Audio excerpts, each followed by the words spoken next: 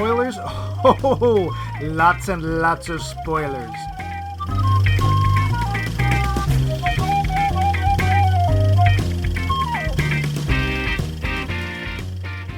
Here we are at the beginning of our new series. Here we are at the middle of our series. Max, please stop playing with the remote. Never! We're finally I want to try to skip scenes. We're finally at the end of our series. I forgot how much I hate time travel. There is no way we could not include this week's film, as it is probably the most famous, most beloved time travel movie ever. That and the fact that most of the other ones we could think of stink. Back to the Future is this week's movie, and we are going to 121 gigawatt the hell out of it. DeLoreans have seatbelts, so strap down and plunk a plutonium capsule in the chamber. We're headed forward, me droogies. Take that, Dr. Spock of the planet Krypton, or is it Captain Kirk of the Death Star? Whatever. Something like that. Yeah. On our little trip through the centuries, we have your pilot, that expert of the eons, that dancer down the decades, Max Giga Levine. That's Giga, not Jigga. I said Giga. Yes, but before you said Jigga. Because that was referencing the film, in which case, where they said Jigga. Yes, and I am the chimp in the co-pilot seat, the monkey wrench in all your plans to conquer space, Mandrill Mike Luce. Ook, ook. I thought it was Mongrel. This week it's Mandrill. Fine. You can still call me Fine, Mandrill. you can be Barbara Mandrell. And the Mandrell. You can be a Mandrell sister. Sing it, Maxine. Woo, woo, woo. Ah, ah! Oh, that is flawless impression of the Mandrell sisters, by the way. Yeah, brilliant. Because monkeys and time travel always go together. Yeah. But don't touch that dial. We have the poll question to review. We asked what movie should be protected by state, federal, and ape law, such that it We was must march into the forbidden zone. Sorry. such that it must never be allowed to be remade, recut, or changed. You had some answers, and these, dear listeners, are they. Dave, first to the post, responded, quote, none. As long as the original is preserved with integrity, I see no reason to prohibit the full range of derivative works permissible under copyright laws. But if you are looking for movies that are perfect as they are, the list is legion. I love the old Fritz Lang stuff, Metropolis, for example, or Nosferatu, which isn't Fritz Lang, but is a good vampire movie as ever has been made, end quote. Well done, Dave. Val, the one playing my sister on TV, said, quote, protected by law, I don't think that's necessary. A film as a whole is copyright protected. Oh, I'm so scared. I think she may have taken that a little over literally. Well, still. Recuts could only be done by permission. That being said, I think there should be a universal agreement between the studios to protect films like Casablanca, any film from the Golden Age really, from remakes. The intents and the world at the time of their making are so different than what we have now, I don't think we could ever capture the past the way it was originally captured. I also prefer the old special effects over CG for the most part. Sure, the CGI looks better, but there was an art to the old stuff that I feel has been lost, end quote. Can't argue with that. Yeah. I mean, if I did not see Casablanca in this list, I would have been really surprised. Seriously. DeWeese, still scarred from his recent viewing, replied, quote, there are so many good ones, but the one that most comes to mind is the Star Wars Christmas special. Oh, Lord. It would be a travesty if Kathleen Kennedy decided to rewrite Star Wars history by producing a new Christmas special to replace the old. Jokes aside, I think Zemeckis actually has some kind of ban on remaking Back to the Future, which I think is great, end quote. Seems he's been peeking at my trivia notes. Thanks, Weeze. Yeah. Matt Reisman posits, quote, I feel like Casablanca is the obvious choice. Weirdly, I think Citizen Kane could be remade and ring true for modern audiences, but I'm going to go with Wicker Man mostly because we're in the universe where they tried that and it should be erased from existence, end quote. I think we can all agree, not the bees. Not the bees. No, not the bees. Nick Hoffman gives us, quote, for me it would probably have to be Lawrence of Arabia, alternatively Young Frankenstein, end quote, to which I say, indeed. Yeah. Yeah, I mean, if you don't, it's a Mel Brooks thing, right? If you don't have Mel Brooks, really you're starting is. off with almost nothing. And if you don't have Gene Wilder, just forget it. Yeah, seriously. We don't have either of them, so there you go. Oh, no, we still have Mel. Vince, our pal from Snow Country, posted on our website, so gets the super Bumpy Buck secret prize of the week as soon as Bumpy makes it. He wrote, quote, "As for films that should have legal ramifications if they are remade, I am pretty conventional with my choices. Citizen Kane, 2001, and Agira, The Wrath of God come to mind." Yeah. Mostly, It's a Klaus Kinski movie, I think. Oh, sounds creepy.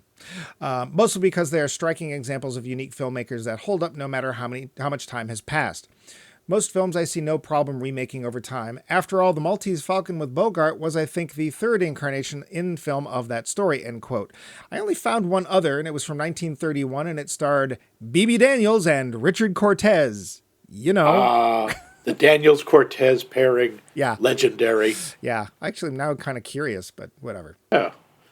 Harry McCracken, newcomer, sent, quote, "Willy Wonka, even though it's already too late. I've noticed that Disney has been surprisingly respectful of Snow White compared to almost everything else it owns," end quote. Give him time, Harry.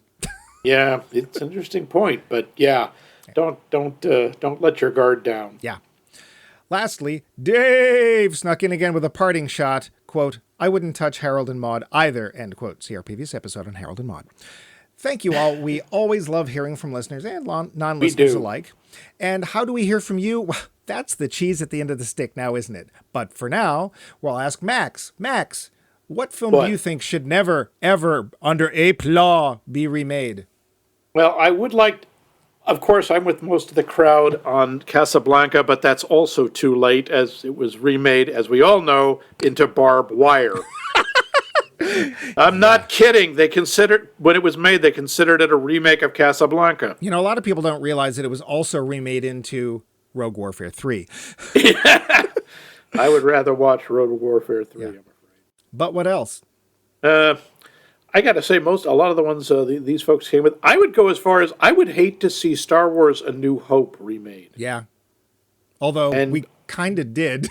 Yeah, but that's true. But and not it actually, completely. I really liked it. So, anything else like a certain favorite? Like, because I know you're a Mel Brooks fan, so I don't think. See, the main one I would hate to see them do anything to would be Blazing Saddles. Right.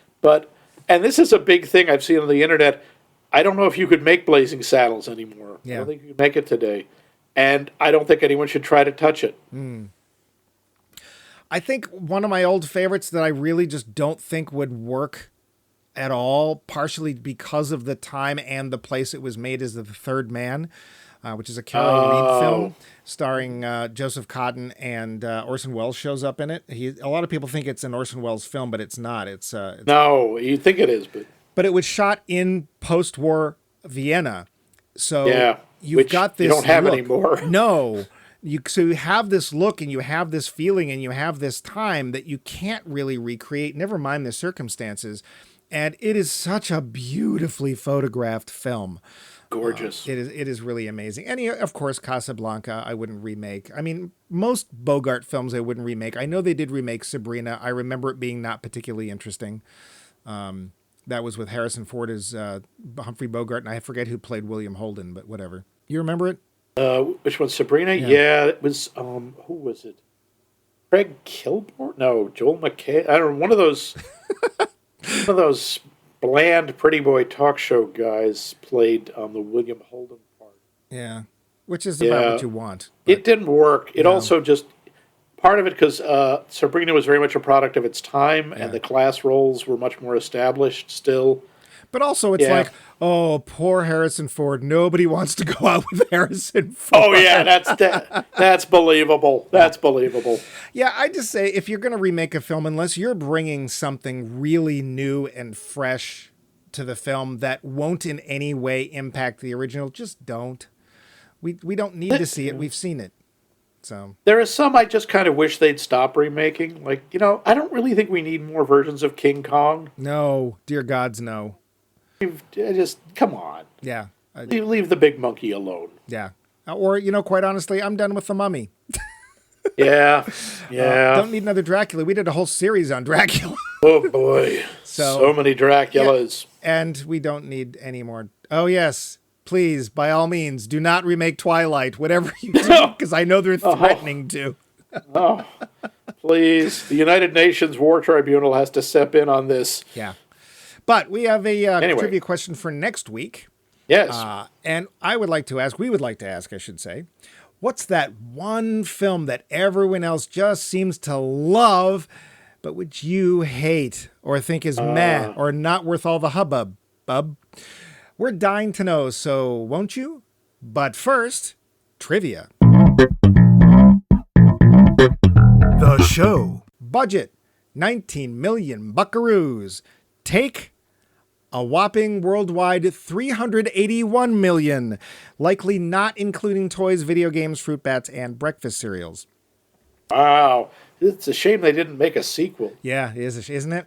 But speaking of which, since the rights to the Back to the Future films, yeah, I know, are owned by director Bob Zemeckis and writer Bob Gale, it's up to them whether or not we get sequels or remakes. And to this day, they say no. Huh.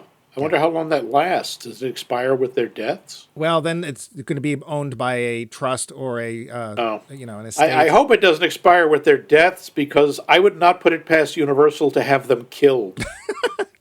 Yeah. You heard me. Tom Wilson ad-libbed his most famous lines, including, quote, "be like a tree and get out of here," and, quote, and calling people butthead. By the way, if you ever want to see something just really charming and funny, go on YouTube and look for Tom Wilson Biff question song. Yep. It's adorable. It's just because he did stand up and he does a Yep. song about the questions people come up and ask him. Even today, it's worth it. It's very short. It's fun. And also, you'll get answers to all those questions you want to ask and he doesn't want to answer anymore. Yeah. So do Tom Wilson a favor and watch his song. Ronald Reagan actually thought the reference to that actor becoming president was so funny, he not only had the scene rerun for him when he was having it privately shown, he made reference to the movie in his State of the Union address in 1986. Go Ronnie, I Wow. guess? Yeah. Well, The whole idea for this movie came from writer Bob Gale wondering if he and his dad would have been friends in high school. Neat. A very well-known bit of trivia is that while Michael J. Fox was always first choice for Marty McFly, it was Eric Stoltz that got in front of the camera first. When that, shall we say, didn't work out, and Fox's schedule opened up, more or less, he took the part. By opening up, basically it meant, okay, I can film every day after Family Ties in the evening and on weekends, which is how they had to do it. So a lot of the reason like a lot of the opening of the film takes place at night, because that's what they had. Okay. Poor kid. This movie was originally banned in China as that country had a rule against something, quote, disrespecting history, end quote. Actually, sounds like a great reaction to time travel to me.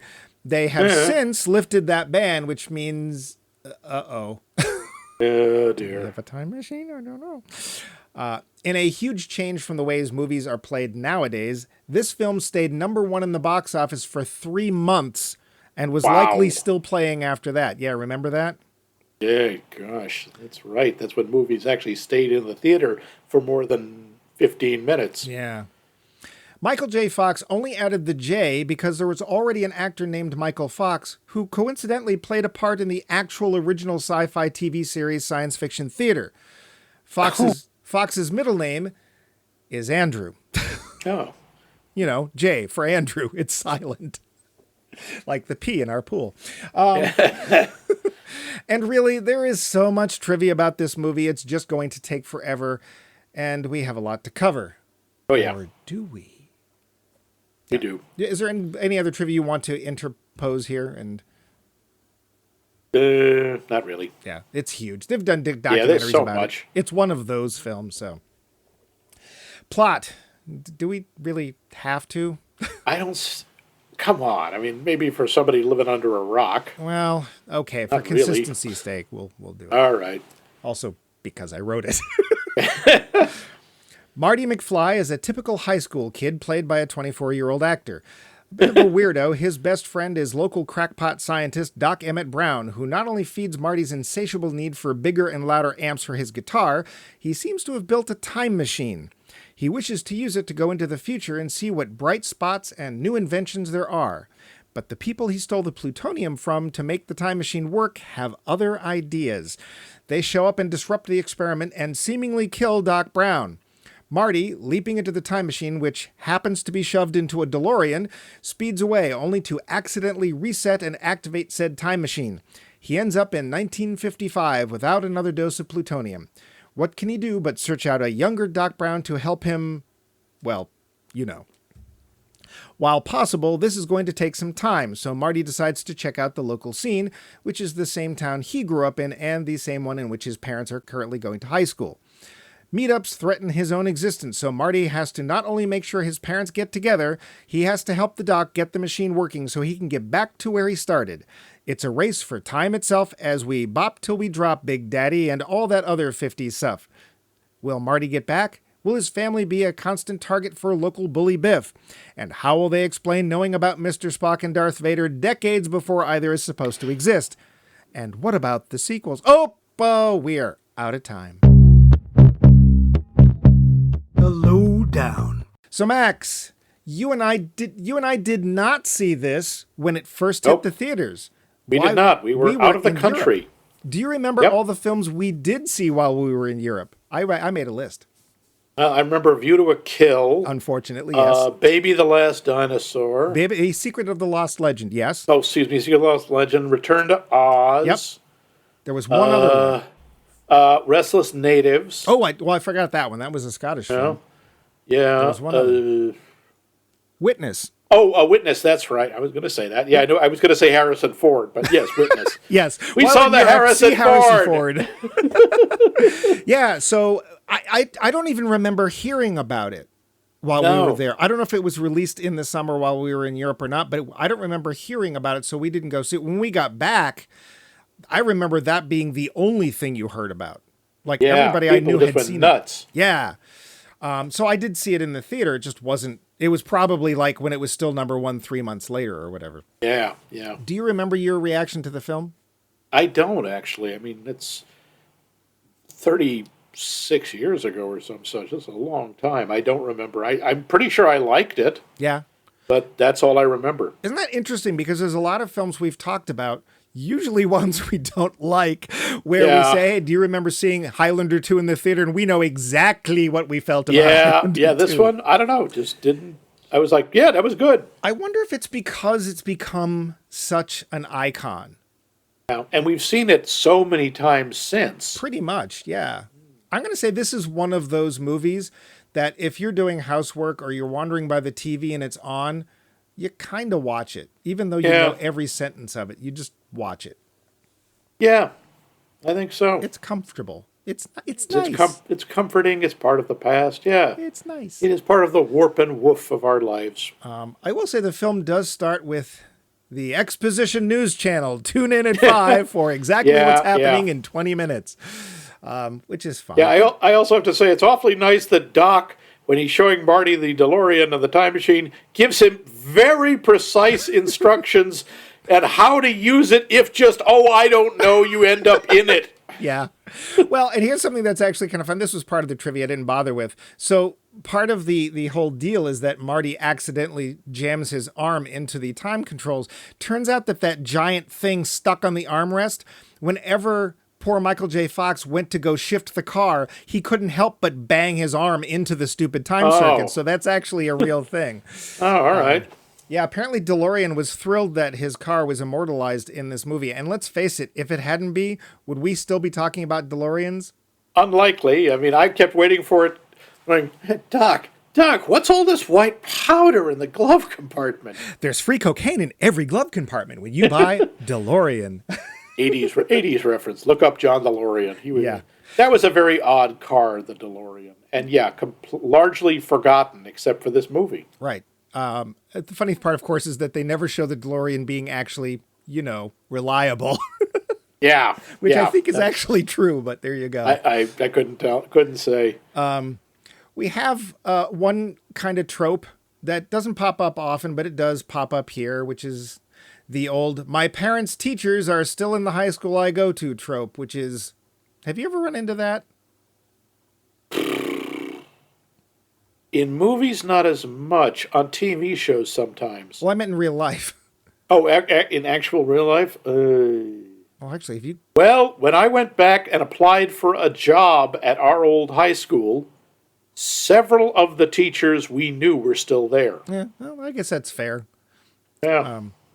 Hey, did you happen to notice what movie is playing in the downtown theater? It was Ronald Reagan and Barbara Stanwyck. no, in 1985. Oh, That was Cattle was it? Queen of Montana, or I don't know what it was. yeah. Orgy American Style. You know, that famous Triple X featured Sure. Orgy American Style. Oh, yeah, Based on the TV yeah. show, I don't know. I mean, there's so much about this film. Yeah. And it's been called the perfect screenplay. And in some ways, Really? in some ways it kind of is. It keeps you invested. Its timing is really good. Even the parts that don't make sense, we're going to get to those. Yep. You kind of gloss over, and Max and I have talked about this before. Even if you've got a story that's not as good as it could be, or maybe a couple of characters that are a little iffy, if you tell the story well enough, people won't care. Yeah. Yeah, that's true. Although there are parts of it still that bother me. There are some holes here and there. Such as, please, by all means. Well, let's see. The biggie for me is they need the 1.21 gigawatts, Yeah. not gigawatts, gigawatts, to power the DeLorean. And a major plot point is they know that lightning is going to hit the clock tower in the center of town at exactly 10:04, at 10:04. They don't know when at 10:04. That's a 60-second range, and they have to hit the thing at exactly the right time. Right. That's a huge margin of error, and there's no way they could have known. No. One thing I would impress upon this, and this is totally a fan after the fact theory kind of thing, and I saw this especially in Stephen King's book 11/22/63, which I do Yeah. recommend, is that the universe doesn't want time to be changed. It wants time to remain the same, and it will resist efforts not to. Since Marty has already gone back and screwed things up, basically the universe wants him to get back so it can get back where it's supposed to be. That being said, there's a couple of things that actually delay both him and Doc Brown at the end, which are obviously just for tension. Like, will Yeah. he make it, will he not? But if you wanted to apply that fan-driven theory, it actually fits very well. Now, there is no evidence for this in the movie at all, No. or the script, but you could do that if you felt you wanted to. I have to say, one of the things I noticed is the aging makeup they use on Leah Thompson Yeah, is terrible. kind of. And it really stands out because Crispin Glover, and I think this is just because of his face, it is really easy to make him look older or younger, I think, just by the way they part his hair. Because if you look at Crispin Glover, he doesn't look that different than he did today than he did 30 years ago. No. And it's funny because whenever they do old age makeup on people, and then you have like 30 years after that Star Trek episode or something to see what actors would actually look like, and they never get it right. And it almost always aging makeup just does not work. And you'd Yeah. always actually be better off getting different people to play the parts. Yeah, I've seen it work better than others, and on her, in her in particular, it stood out because it was so bad. Well, luckily it gets better in the sequel. Oh, wait, no, it Not doesn't. really. No. Yeah. I'd like to point out, to talk about the characters here real quick. Let's talk about the acting because we usually like to Okay. talk about the acting. Michael Yeah. J. Fox, have you seen any of the clips of Eric Stoltz? No, I never have. I bet you're not sure I because if can't- you had, you probably would have forgotten them.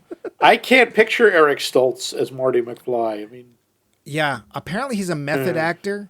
He drove people boy. nuts on the set, and quite honestly, apparently once he was let go, there was a huge sigh of relief. Apparently, like during the scenes where he's fighting with Biff, he was really fighting with Tom Wilson to the point that Tom Wilson almost got a broken collarbone, and so yeah. yikes. He refused to be called anything but Marty while he was on, that whole thing. Oh, Lord. Yeah. So I don't know Eric Stoltz from anything. Apparently his big part was in a film called Mask. I'm guessing he played the kid with Yeah, he did. He did a good job in it. He's done good stuff. He doesn't work as Marty McFly. No. I mean, this is one of those roles I literally can't think of anybody else who could have played it. Yeah, he nails it. Yeah. I think just about everyone does. The one exception, I think, is the girl who plays his girlfriend, Jennifer. Yeah, is adequate. She's fine, but she's the one, she has, and I think she is the only character I can say this, she has no personality. No. Although There's her nothing- hair. Yeah, there's a lot that is very 80s about this movie. I mean, her hair, which I think at this point takes up more volume than her body. Did you notice who plays her hair? I did not, I think the hair was uncredited. Oh, that's too bad. Maybe Chaka. Yeah, but I couldn't tell you who played her, Claudia something. Yeah, wasn't I it? don't know. It was Yeah, it was a thankless part, let's face it. She had almost Yeah, nothing she to has do. nothing to do, Yeah. but she also didn't bring much to it. Even like the kid who plays young Goldie Wilson, the mayor, the future mayor, he has like 3 lines, but immediately you know who he is and you like him. That's one of the things I really admire, and it's not just it is the actors and the screenplay. This movie is really good at establishing the characters right away. Yeah. You know who they are instantly. I Yeah. mean, in like 45 seconds on screen, you know exactly. Yeah, Biff is a loudmouth bully. You know that George is this poor, pathetic schlub. Yeah. The thing I find interesting, because I never really looked at Marty. I know Marty is supposed to be, kind of a loser, but if you look at him, he actually isn't. He has a best friend, which is questionable in taste, but he plays guitar really well and he's in a band. Like, that's the thing you want to be doing in high school. Yeah, And- he's a hotshot skateboarder in the 80s, which Yeah. basically, made you royalty. And And apparently Michael J. Fox skateboarded all through high school, so for most of the Oh, stuff, he did okay. it himself. Yeah. It's his dad. It's his family, because he doesn't get picked on that we see in high school, except No. for by Mr. What's his name, Mr. Strickland. yeah. He's a slacker, whatever that means, in this case. 'Cause What did that mean in 85? Yeah. whatever. Christopher Lloyd is just a joy, because Christopher Oh, Lloyd he's so much fun. His entrance is one of the best things in the movie. Just the way he appears with the back of the truck going down and stepping out with that crazy hair and the lab coat. I mean, he is iconic in this. his eyes should have gotten separate credit. I don't even mind the fact that, and they even point this out, he doesn't look any different in 1955 than he does in 85. There was a couple of close-ups where you could see some wrinkles, but you had to get real close. You really had to look, because I think Christopher Lloyd has looked like he was 50 years old since he was 14. Yeah, could be. I mean, Reverend Jim did not look young either. Oh, hell, John Big Boutte didn't look young. Yeah, the acting in this is, Tom Wilson, whom, as far as movies goes, I don't think did much of anything past this. He was a stand-up, didn't. and he's actually very funny as a stand-up. The little I've been able to see. Yeah. He does a great job as Biff, Crispin Glover, quite honestly, he nails it. He is that weird, especially as the dad, he is that weird, awkward, makes you feel uncomfortable around him kind of character, which may or may not be more. Well, yeah, he just comes off, oh, look, you're so soft and wet. Moist, I think, is the word you're looking He's very for. moist. But this is, I have to say, and this is saying something, is one of the least creepy roles I've seen Crispin Glover in. Yeah. Because, and make of this what you will, pretty much Crispin Glover is creepy in everything. I think Charlie's Angels was one of the creepiest he was in. That was pretty creepy, but I mean, he did the remake of Willard, for God's sake. Oh, I'm glad we should have added that to our list. Yeah, yeah. But looking at the characters again was kind of interesting. So Marty was not the loser. He's just somebody who's lacking in confidence, which I'm guessing he gets from his family, which everybody seems to lack in confidence in. It was Doc Brown that I started looking at and going, wait a minute. Okay, so first thing we see Doc Brown do is experiment on a dog. Yeah. Okay, we'll let that go because the dog gets through, but okay. Later, we know full well that Doc Brown will, in fact, break and enter and bribe a cop. Because you don't see it. It's not, you see it a little better in the second film, but when the cop comes around and says, what are you doing? Weather experiment. And he's like, do you have a permit for this? permit? I've got it here. He just opens his wallet, and you can see if you look in the background, he is just fanning his wallet at the cop. Yep. So, Yeah, you wonder a little about Doc Brown. spent all of his apparently his family had a lot of money. He spent it all trying to come up with this time machine. And as he points out, I finally invented something that works. Yeah. He's been trying that for 30 years. He hadn't come up with anything? Yikes. Well, here's the big question. Now, does he have to spend that money? My guess is he doesn't. Maybe he doesn't. He's spent like a week working on his own functioning machine.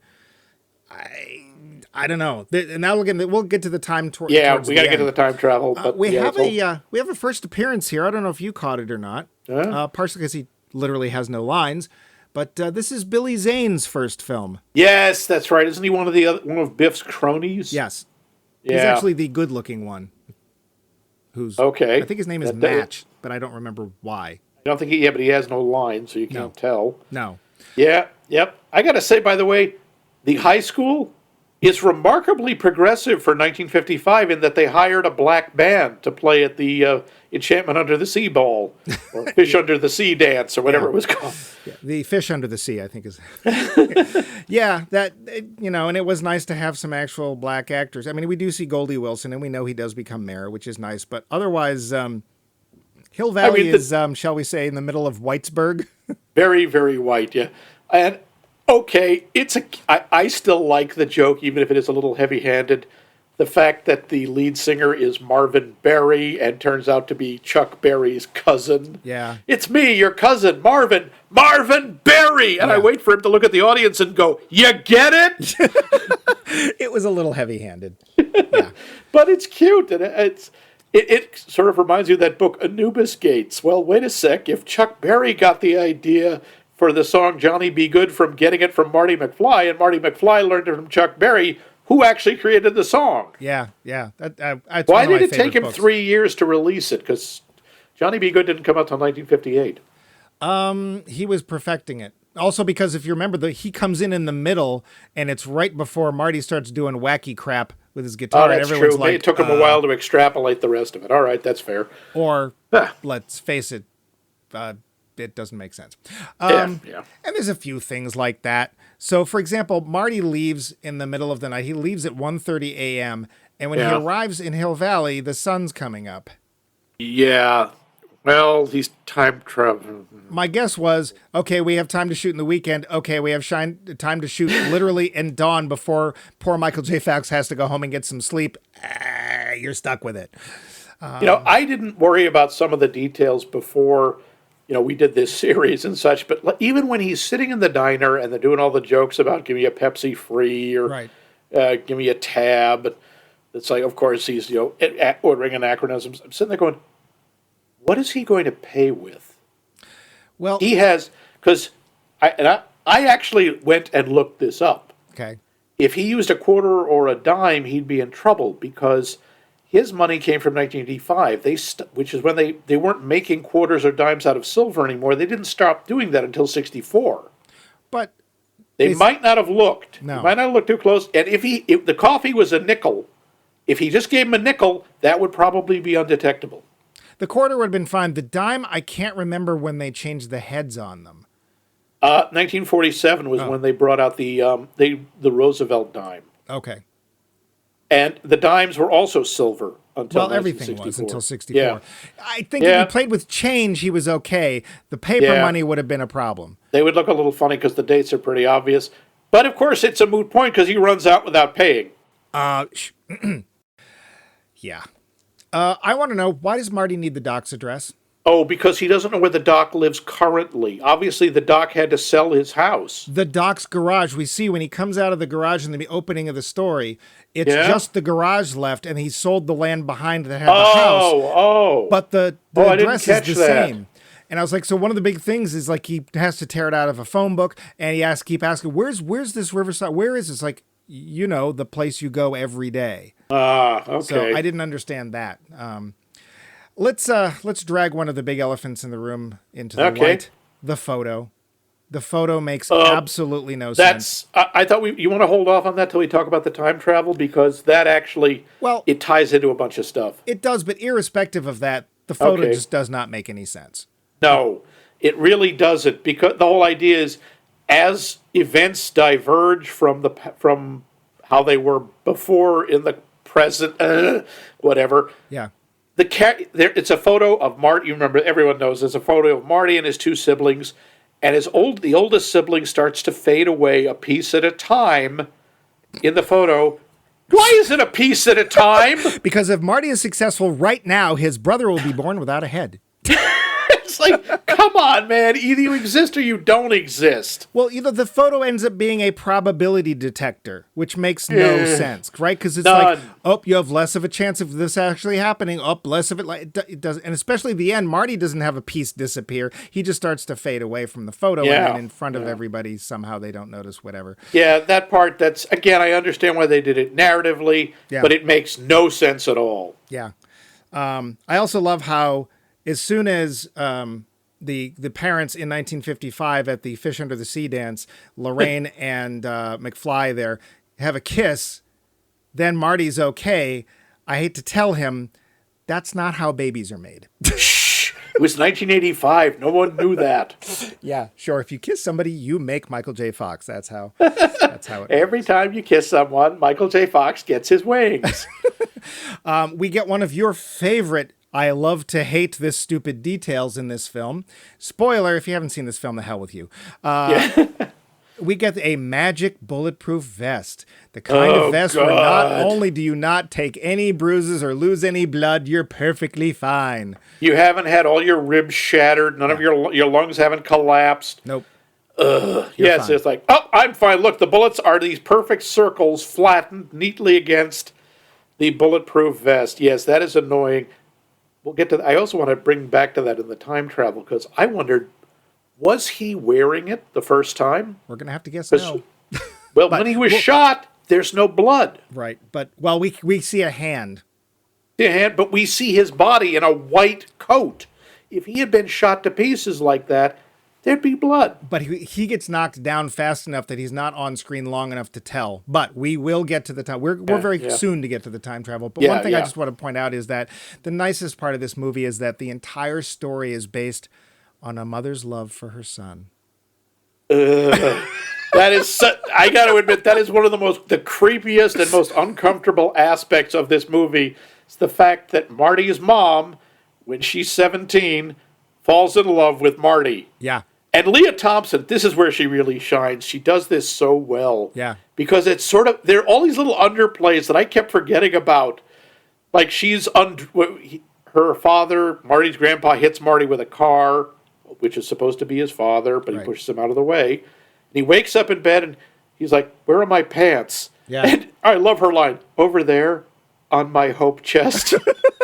Like, oh, wow. Well, and she keeps calling him Calvin Klein because she thinks that's his name because it's on his underwear, which means she has been staring at his package. His underwear rather thoroughly, yes. Yeah. And of course, the whole irony is that in 1985, the first appearance of her, Marty's mom seems to be a real prude and disapproves of girls asking boys out or going after them. And turns out that, Marty's mom's kind of a skank. I don't know about that. I just think that she knows what she wants. I actually find her refreshing. It's just her object of affection makes us as upset as Marty is, because at one point she grabs his thigh. Like, the last thing I think anybody really wants to see is their mom grabbing their own thigh, because that's just... There is also a certain amount, he is very clearly not interested. No. And as well she ignores that. Right. And it's 55. Was this likely a personality type that was allowed in 55? No. That being said, I actually find Lorraine fairly refreshing in 55. She's like, no, I drink. What are you, my mom? It's like, oh, I'm going to smoke too. The funny thing is that when we see Lorraine take a cigarette, there's this thing. You can always tell somebody who smokes and somebody who doesn't. And she does not. She does not. She's never held, she had never held a cigarette before that movie. I would be willing to put money on that. No. Do you want to get to the time travel? Because we also want to do kind of a wrap-up today of the series. Yeah, true. I want to get to one other technical thing. How did he hook up a 1985 camcorder to a 1955 TV? You actually can make an adapter to do that. Really? Yes. Okay, I figured the dock might have whipped up something, but I don't know how. The only input is the antenna. And that's what you have to do. Okay. You have to tune it to it. Well, here's the problem is... It used to be way back when you would have like a video game system or something else you wanted to show on your TV, and there was a button on the back that said channel 3 or channel 4, because in any given market, one of those is not used. IVCR had one of those. Right. So you would have to be able to do that. Now, to be fair, back in 85, did video cameras still have that? I don't know. Let's put it this way. You and I would pick up on that. Most other people would not care. The other problem, of course, is that the resolution of the screen must have been awful. Yeah.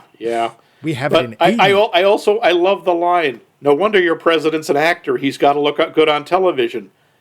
That's not really funny anymore. No, it's, although some of them don't. Yeah, but it's such a thing. People talk about one of the reasons Kennedy became president was during one of the debates with Nixon. Nixon looked terrible on TV, and Kennedy looked amazing. What, you mean doughy and sweating? Yeah. Didn't apparently matter in 68, but whatever. Yeah. So shall we get to our questions? And yeah, let's go on with the questions. all right. So these are the first ones are the ones we've asked about all of these films. Is this a good use of time travel? Well, it's the center of the narrative, so sure. Well, I think the point here is that it's a mistaken use of time travel. Yeah, right? it's an accident. Right. It's not there's no intention. Yeah. Doc Brown is supposed to go into the future and look at stuff. I don't know if that's a good idea. My feeling as we've looked at this is no, but it does work for the narrative very well. What bothers me a little bit about that is, now maybe he changed his mind, but one of the major tension points with him and Marty in 1955 is Marty wants to warn him that he's going to get killed by the Libyans. Right. And Doc is like, "No, you can't give me any knowledge of the future. It could rend reality apart. It's a terrible idea." And what does he want to do? "I want to go 30 years in the future and see what's going to happen and come back." Yeah.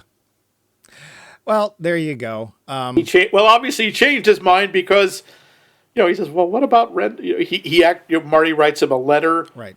Saying, "Please take precautions," and he tears it up and obviously taped it back together and took precautions, and his justification, what the hell? Yeah. Yeah, nice. Okay. Good one, science boy. Did time travel make for a cohesive plot? Just think of this film. Don't think of the sequels. Okay. In this film, yes, I think it did. It did, and it's a lot of fun, let's face it. Going back and seeing your parents and how awkward they were. I wouldn't have worked for me because my parents did not go to high school anywhere near each other. Yeah. Whatever. Going back in time and trying not to get caught. That's the fun part. It's like he never stands out to anybody really, not for the reasons you would think, like he's acting in a 1985 kind of way. And it's like, what are you talking about? He instantly starts dressing in the local clothes and slicking his hair down and whatever. So, but although people don't know what to make of his down vest, they keep thinking it's a life jacket. Right. All the things that look totally normal to us don't make any sense back then. Yep. Does time travel make sense as depicted in this story?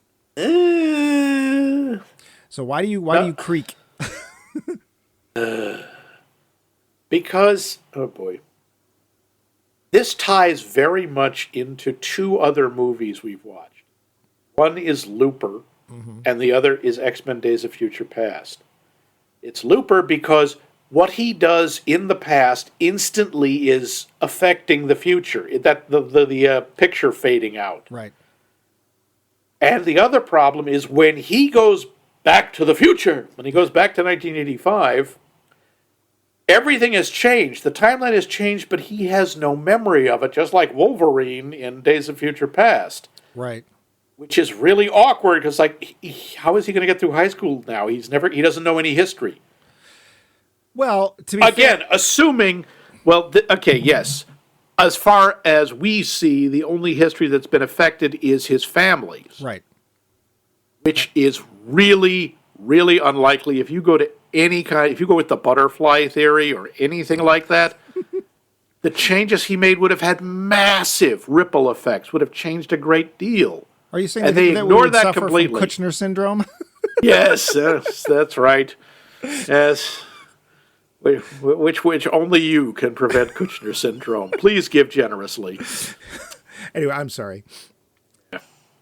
I don't think it does. We also see, I know the next question is, does this deal with paradox? Kinda, because Marty comes back too early and he is existing in two places at once. Well, also, he almost becomes his own dad, Yeah. right? Yeah. He doesn't. Thankfully, he doesn't even think to not have to meet himself, which is good. He just sits there and watches. Yeah. I think if you're going to look at this to make it make sense, you have to say that what Marty ends up doing is creating and existing in a separate timeline. Because technically, as soon as he gets hit with a car, he should no longer exist. Yeah. Because that's what caused them to meet. And if they are not going to meet because of that thing, you don't get a chance to make it up, right? It's like time, it doesn't work that way. No. So he must be in a already, and they kind of tried to diagram this in the second film, but he should basically already be in a branch timeline because he can't possibly exist if he goes back and takes his father's place, so to speak. Yeah. Yeah. And as such, he also shouldn't be able to, in fact, achieve the title of the film because he can't go back to where he came from because it no longer exists. And we actually do see evidence of that. Yeah, things have changed. It goes even little things like he starts at the Twin Pine Mall. It ends up being the Lone Pine Mall because he runs over one of the two pines. Right. It's a cute touch. I mean, again, narratively, it's fun. It's adorable. Yeah. It doesn't make any sense. But as you have said, the movie is good enough and the story is good enough. It doesn't ruin it. No. It's just, if we're looking at it from the perspective of time travel movies, it's problematic. Right. And that's one of the reasons that we did this series, because we had a theory. And our theory was that time travel doesn't work. So my first series-wide question for you, Max, is why doesn't time travel work? Because, well, for one thing, by virtually every scientific theory, even the weird-ass ones, the out there quantum mechanics, many worlds, it can't work. It can't. Either you can create branching realities, but you can never... Moving from one reality to another is impossible. I think that's part of the essential nature of quantum mechanics, which allows for the idea of parallel universes, but by the definition, it makes it impossible to move from one to another. Mm-hmm. And there are two...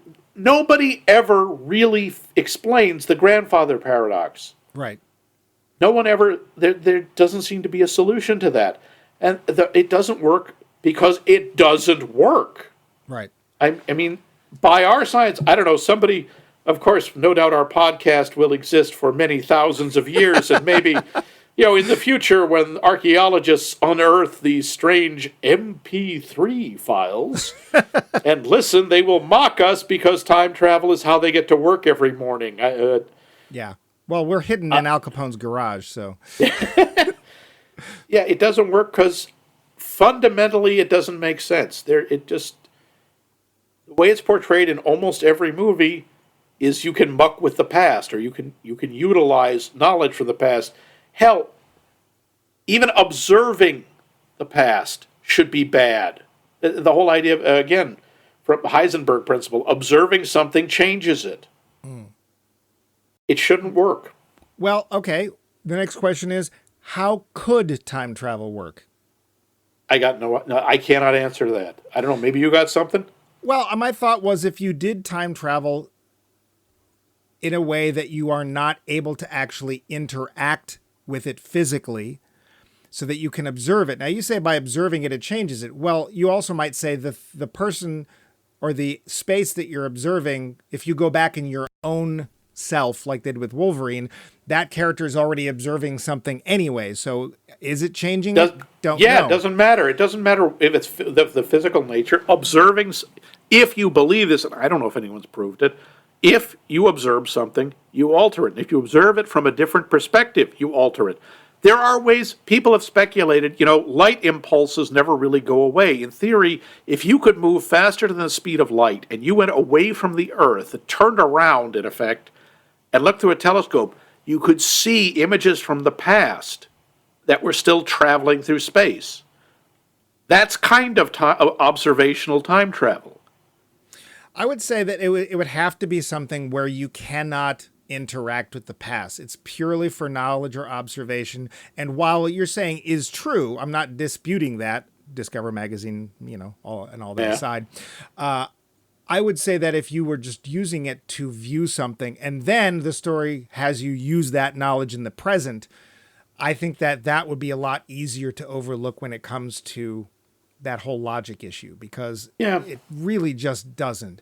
And what it comes down to, I think, is how well did they bamboozle us into not looking too closely at the man behind the curtain, right? And you've got films like Back to the Future, which bamboozles us pretty damn well. Yeah, or Bill and Ted. Or Bill where and Ted. You just don't care. It's No. not part of the story why it works or if it's pragmatic. It's just fun. The Time Machine, which we did not cover in this series, but we did cover in a previous series, see our previous show on the Time Machine. He just goes forward. So he just goes and does he muck up the very far future? Because it's like 800 and something thousand, and of course people still look like people. Sure. Yeah. Who knows? But it's so far flung from his origin point that it doesn't really matter. And therefore we're not worried about it. Time travel into the future is even more problematic because how can you travel to something that hasn't happened yet? Well, you could easily just say the only way you can travel, quote, forward in time is that it is a singular sidestep of the timeline you started in, and you're now stuck in it. I've also heard a theory, and I don't know if this is just somebody pulled it out of their butt or what, Yuck. but the idea of somebody said time, you can picture it like a book. We, as humans, we can look at one page at a time, and we can turn one page at a time. But in theory, a higher level intelligence could see the entire book. Well, and that's where we get The Arrival, which was a terrific film. Yeah. A science fiction film where basically you learn, this is actually a very well-known theory, you learn that by learning a different language, it actually alters your perception. And in this case, the alien race in question sees time as a whole. They see their lifetimes all at once. They see the whole book. Right. And it's actually, it's like travel does the same thing. When you actually leave your home comfortableness and you open yourself to new ideas, it actually literally changes the way your brain works. Which is It changes your perceptions of the world. It changes the way you relate object A to object B. No, it does. Yeah. I believe that. So my last series-long question here is, why are we so drawn to time travel stories? And oh boy, are we. I mean, there's time travel stories in every possible medium. Yeah. I mean, comic books, novels, movies, TV, cartoons, everything loves friggin' time travel. Why? Well, it's an interesting fantasy. I mean, it's the idea of everyone's obsessed with what happened before and what's going to happen. And the idea that you could actually find out, that you could go there and see it, that you can go and see the future and learn from it is cool. And the idea that, I mean, who doesn't want to go into the past and fix mistakes? I think both of us answered that question, and we decided that no, and now we do not. No, we really don't, because we've actually thought about it. If you actually spend time thinking about it, you would stay as far away from time travel as possible. Yeah. Unless you could prove it, like you said, the ideal time for a version of time travel was purely observational, and then only in the past, because observing the future would be really dangerous. Well, you also just might not even understand it, because it is plainly obvious in almost everything that seeing one facet does not give you the gem. Like, oh, there's a murder on this plane in 2253. We must stop that murder. Well, as it turns out, it wasn't a murder. It was actually somebody who was preventing blah, blah, blah. There's all these ramifications, and you just don't know. And knee-jerk reactions rarely lead to a decision that we all are happy about later on. Yeah. I guess it is sort of a wish fulfillment. I guess, like, oh, I wish I could I wish I hadn't done that. I wish I could see this. I wish I knew what actually crashed in the desert in 1947, because I'm not a big UFO guy, but I kind of want to know. I'm not saying it was aliens, but it was aliens. Yeah. So I guess that's the whole thing with our series. We just have left this film to sort of wrap up, unless you have anything else you want to bring up about time travel. Well, I do want to point out the other part of the fantasy is history is so huge. It's so long. Even just human history, which is comparatively minute. Mm-hmm. And we occupy such a tiny, tiny piece of it. of course we'd want to go see more of it. Yeah. I mean, we see it through, imperfect media, through people's recollections, through books that were written often by biased authors or things recorded.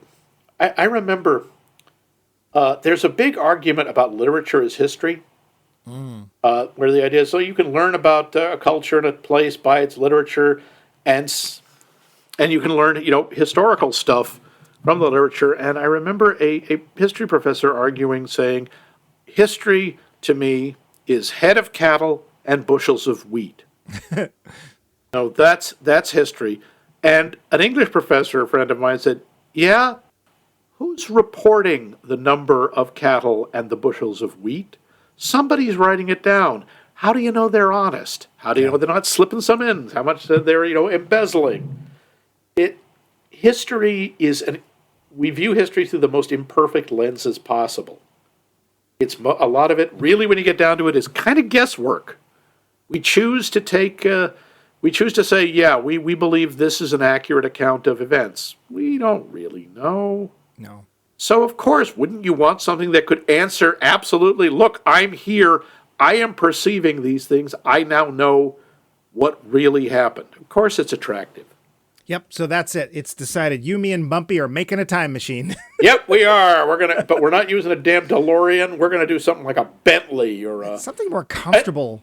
how about like an RV? Oh, that'd be nice with a fridge and a kitchen. Yeah, and bed you can stretch out on. Yeah, and a bath. And besides, what if you end up going back to some time that didn't have indoor plumbing? I want a vehicle with a bathroom. Yeah, there you go. And luckily, before you leave, you can just dump it out because who's going to care? Exactly. Hey, free fertilizer. Well, we should wrap up Back to the Future. Should. The Roundup. So, Max, Yeah. you don't remember how well you felt about it, but how do you like this film? I think it holds up. I see holes in it, or I see things in it that I didn't notice before, but I think it's just so much fun. And even just little things like the sequence at the dance. There are so many moments that I still get a charge out of when George shoves the ginger down onto the floor. Yeah, it kisses Lorraine, and when you get to see how nice Marty's future has become. Yeah, it was sort of the future giving Marty a present, I guess. Yeah, kind of. Although I was a little curious. Okay, so they're much more successful. They've got more money. They've got better cars, better clothes. Why are they still living in that crappy little house? Not only that, but why are at least the older brother, why is he still living at home? That's another point. And why is he going to the office on Saturday? That I didn't notice that before, but yeah, I wondered about that. Except maybe, he's that much of a hard worker. I guess, whatever. Yeah. And how come the sister is older than everybody? Oh, never mind. Hey, Wendy Jo Sperber is adorable. I like her in everything. She is just so, you just want to pinch her cheeks. She is so Wasn't she cute. in Bosom Buddies? Yes, she was. That's what I thought. Okay. Yep, she was Amy. She was the one who was in love with Peter Scolari. Yeah, this is a perennial favorite. Again, if it's on TV, I am more likely than not I don't care where it is in the film. I'm probably just going to continue to watch it. I had not sat and watched it beginning to end for a long time. Yeah. I have a DVD copy, so it's actually kind of cool because on my big giant TV, it actually looked like film. It was kind of grainy, and it was like, no, this is how it should be. I don't want anything that's prettied up and whatever. There's been problems. But here's the thing, I don't want Biff to shoot first. Yeah, especially that. I also just appreciate the fact that this film has suffered the trampling of decades, and after that, we're bringing up little things about it that, Yeah. It's like, but who cares? It's yeah. a well-told story. These are just fun nits to pick at. It doesn't. Yeah. It's been so analyzed and stuff. I think that's one of the problems. It's not the film's problem. It's just because, quite honestly, we may not have found a time travel film we like as well as this one since then. It's certainly not one that works as well. Yeah, or is as much fun. Although I would argue Bill and Ted, but Yeah, it's such a different time travel film because It has is a different nothing to do type with of time them. travel. Yeah. You know, it's all about bringing back Socrates and Dave Miss of Arc. Beethoven. Yeah.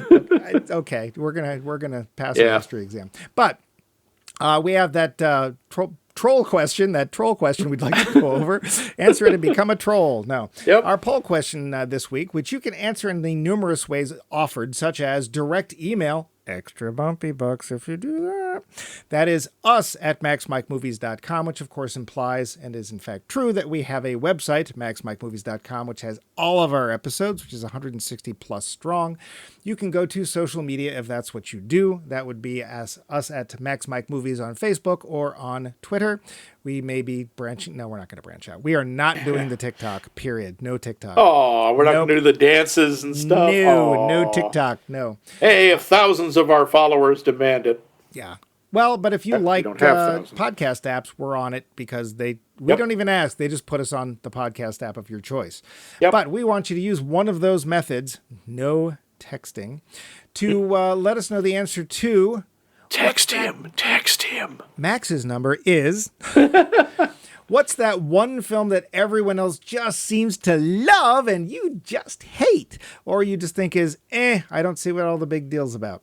Let us know in one of those ways. But next week we have a new film and a new series. Max, Yes. would you be so kind as to tell us what our new series is and what the film is we're going to be watching first? We are doing a new series about films that are adapted from television shows called I Made from TV Love You. And the first one we are doing is, of course, The Addams Family. Oh, The Addams Family. Wait, did that suck or was it good? I don't remember. You'll have to find out. Tune in next week. The same channel? This very same channel, this very same time.